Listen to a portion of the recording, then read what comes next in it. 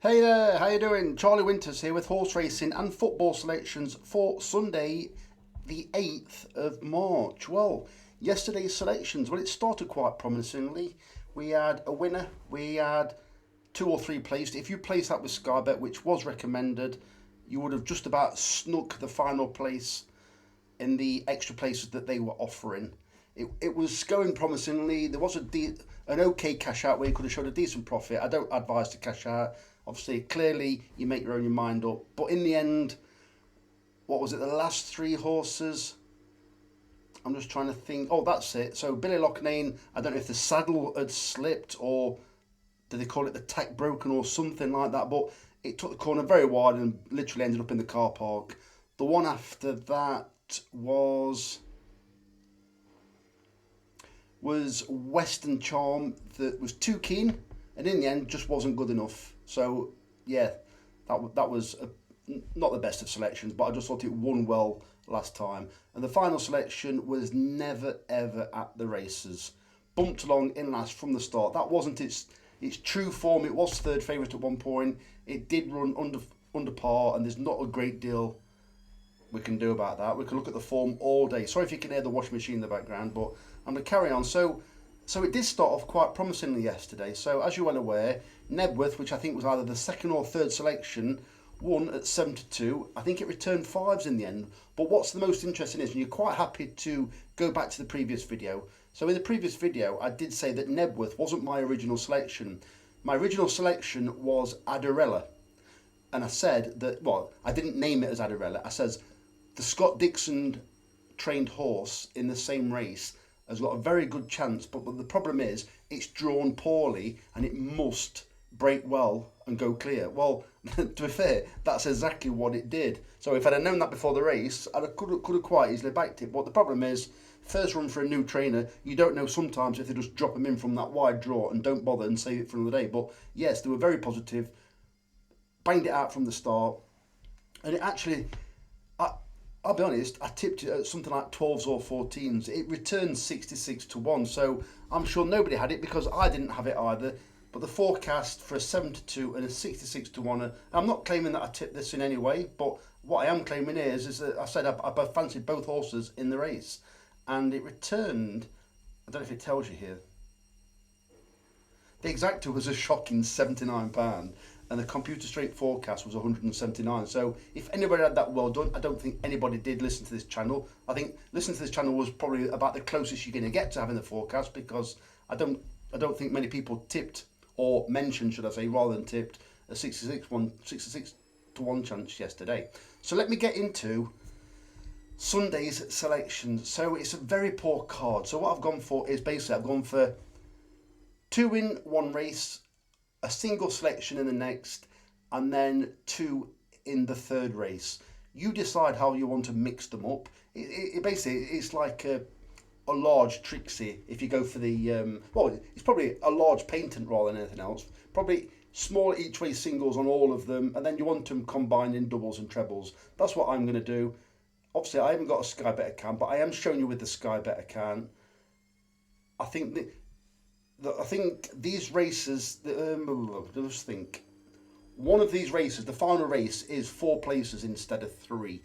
Look around. This is the only extra place race in all 3 races. So the equivalent might be available at different bookmakers. But let me get into it. So the first selections are in the 250 at Carlisle.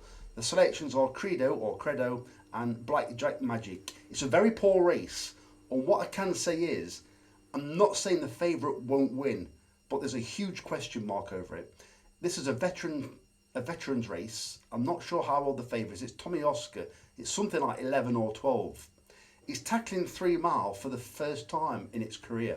Maybe it's been crying out for 3 mile its an entire career, but I'm thinking, well, maybe you've kind of like wasted opportunities over the years if 3 mile is actually its trip. A really stiff 3 mile at Carlisle at the age of 11, after tackling 2 to 2.5 mile through its entire career, doesn't shout out to me value. It is currently 11 to 4. It is the class act in the race, in my opinion, but there's just a big doubt over it. So Hillcrest is also questions about it.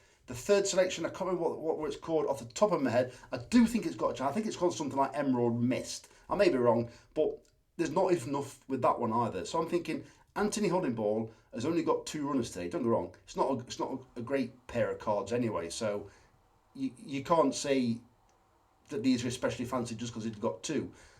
There's only something like maximum of 16 races today he could have entered horses in, and he's only gone for these 2 in one of them. So I think Credo, it's a bit of a monkey, but it is an out and out stayer. Blackjack Magic, it's not been in the best of form, but in a 5-runner race, if it jumps round, surely it's got a chance. So I'm going for those 2. As you can see, the prices, 5s and 9s. Wouldn't surprise me if Credo might shorten slightly, but I think Blackjack Magic might lengthen further. So the next selection is should have. Right, hang on a minute. Should have been. This is you can guarantee that I'm going to say this wrong. Should have been Shav. Should have been have. I don't know. Anyway, mention in the comments if you know what it's called. So in the 320 at Carlisle at 33 to 1. This horse has posted a rating of 82 in the Racing Post ratings. The third favourite in this race is a Sue Smith and Joel Parkinson horse that has registered a Racing Post rating of 81. The Sue Smith horse is 10 to 1. Should have been Shav is 33 to 1, and it's posted the higher figure. I think it's got a chance. It's not done a great deal before this actual run, but I just think it could run a race, and I think 33 to 1 is far too big. If you are looking to back something to win in the race, I'm not sure if the favourite is still 10 to 11. I think the favourite is trained by Oliver Greenall. I can't have the second favourite trained by, I think it's Dandy McCain. Donald McCain, not Dandy McCain. Donald McCain. I just can't have it because the horse was keen last time. And I think if you're keen at Carlisle today on slow ground, it described it as good to soft, but it wouldn't surprise me if there's some more rain knocking around and it's a bit tougher than the good to soft. If that horse is keen, it could be an easy win maybe for the favourite. I think the favourite's a decent type. I think the second one's quite promising, but as I said, the second favourite has been keen in the past. So, should have been Shav, 33 to 1. I think it's got a bit of a chance. So in the final race of my selections in the 140, so actually it's the first race, because it's the first race at Warwick in the 140. Mo Gillimar and Gifted Angel. Both have got flat form. Both, in my opinion, are well handicapped. They are big prices. Gifted Angel, I believe it was this horse. One of these 2 horses, anyway. I believe it was Gifted Angel. Ran, in my opinion, a decent race the last time over hurdles. It ran in a Newbury Class 4. It was prominent throughout until it weakened throughout. It's now been dropped £7 without running again over hurdles, and since then it's shown its well-being by running on the flat. I believe it was at Southwell over something like a mile and 4, beaten 5 lengths. I think they've underestimated both of these horses. Mo Gillimar.